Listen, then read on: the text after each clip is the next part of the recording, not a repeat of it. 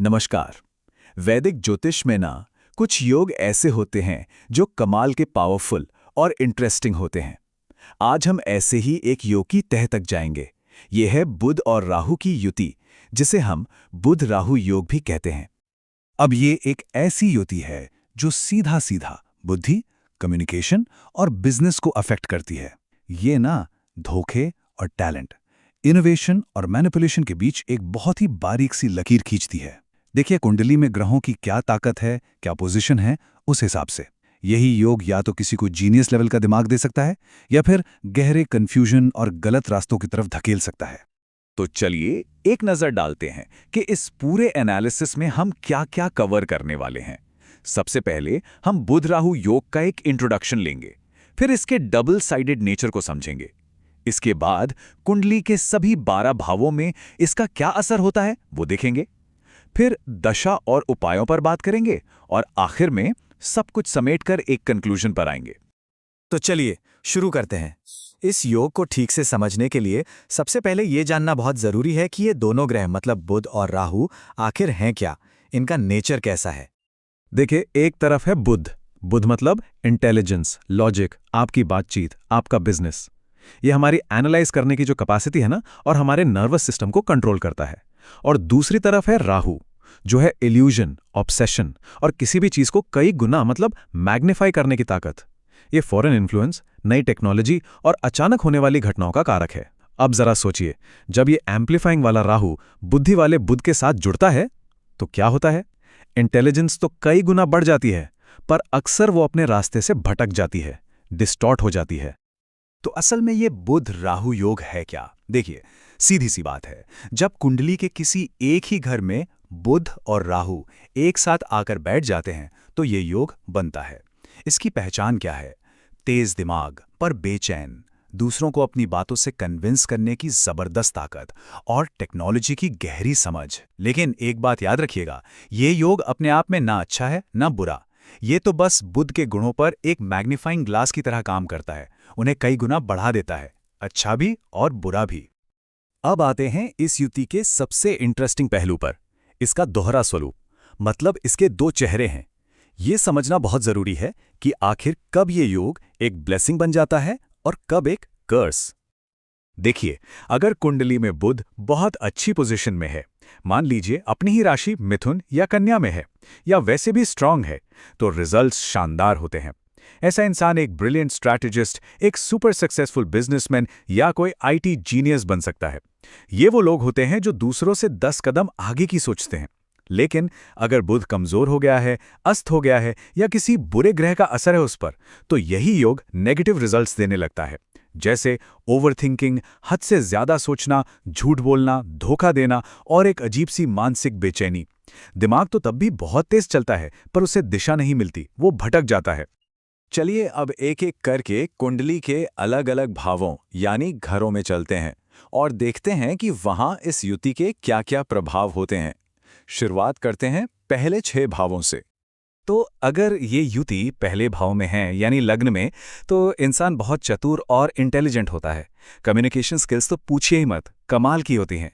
लेकिन एक दिक्कत भी है, एक डुअल पर्सनालिटी और एंग्जाइटी का खतरा हमेशा बना रहता है। अब आते हैं दूसरे भाव पर।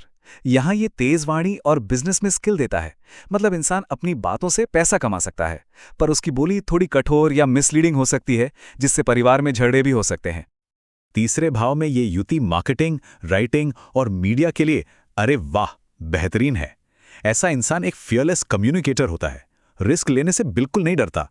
सोशल मीडिया और सेल्स जैसे करियर के लिए तो ये एक जबरदस्त कॉम्बिनेशन है। वहीं चौथे भाव में ये मेंटल पीस को डिस्टर्ब कर देता है। घर में एक बेचैनी का माहौल बना रहता है, बार बार घर बदलने की नौबत आ सकती है और मां की सेहत पर भी इसका असर पड़ सकता है। यहां उपाय करना बहुत जरूरी हो जाता है। पांचवें भाव में ये युति एक नॉन ट्रेडिशनल, अनकन्वेंशनल इंटेलेक्ट देती है।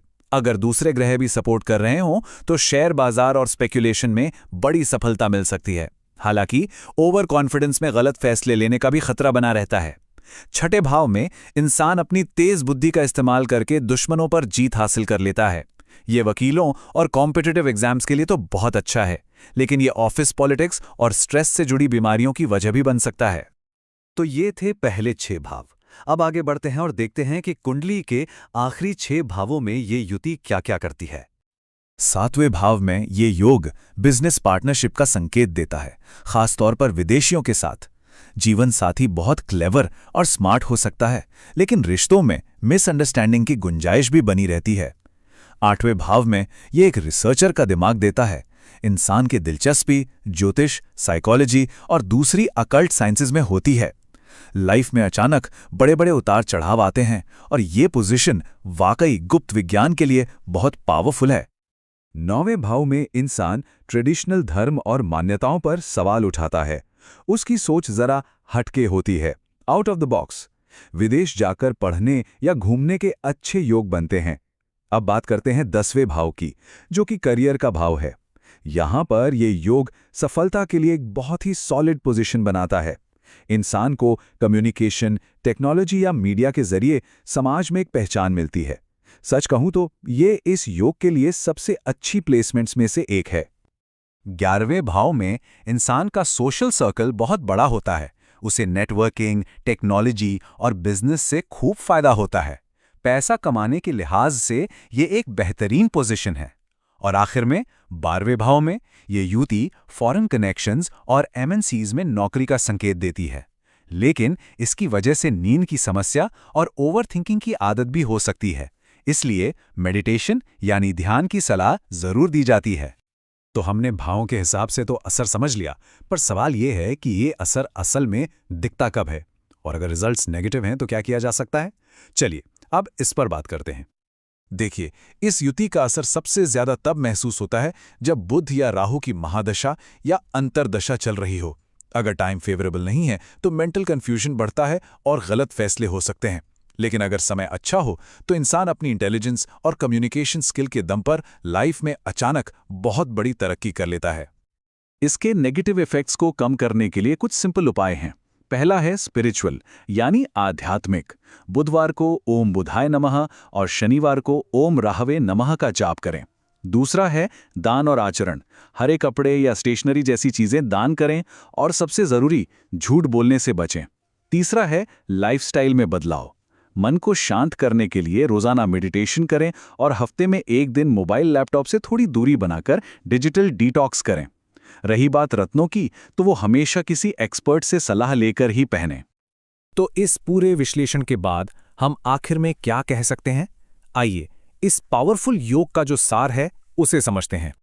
देखिए, निष्कर्ष ये है कि बुध राहु की युति एक दोधारी तलवार है। ये किसी को असाधारण रूप से इंटेलिजेंट बना सकती है या फिर खतरनाक रूप से कंफ्यूज्ड कर सकती है। फाइनल रिजल्ट किस पर डिपेंड करता है? बुध की अपनी ताकत कितनी है, वो किस भाव में बैठा है और कौन सी दशा चल रही है।